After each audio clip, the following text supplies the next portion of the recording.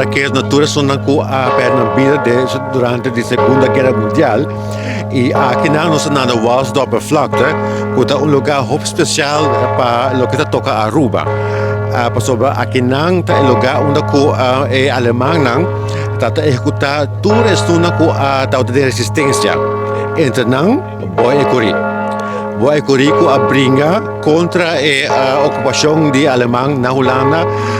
Na país que nosso país, ela briga para a liberdade e ela paga com o preço mais alto que pode pagar com sua vida. Então, nós, do Gabinete de Aruba, estamos orgulhosos de tu que não com estudante, de com estudante, mas nosso pensamento com estudante é a mesma idade que o boy que dia que ela vai matar aqui não de maneira cruel do alemão. Pensei nós queremos conscientizar nos jovens que está estudante não. Kiko está briga para a liberdade, Kiko está briga para país livre.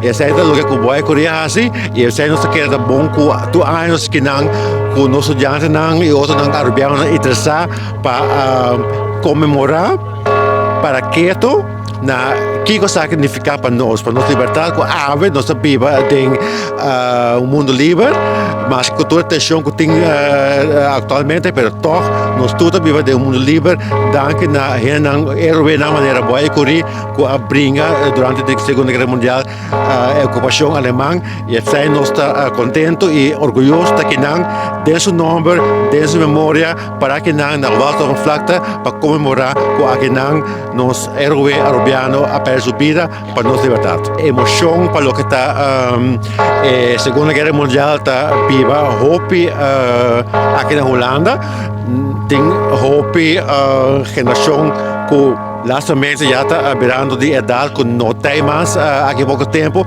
pero Holanda e holandeses estão sofrendo 5 anos de bouw de ocupação cruel de Alemanha, dus panang essa identificação anche da 80 anos passar, então pode para que de geração para geração não passa a mensagem de que essa que nunca mais. Essa que nunca mais. Então, essa é a que repensei, esta viva assim na Holanda e na Aruba menos. Nós passamos outro capítulo de guerra na Aruba, onde também a Alemanha por de bombardear lago e também na Corsau, algum tanqueiro na bombardear, nós também tem hope o que passa também tem a Segunda Guerra Mundial na Aruba e vecindário, mas comparado com o que passa aqui na Holanda, percebe que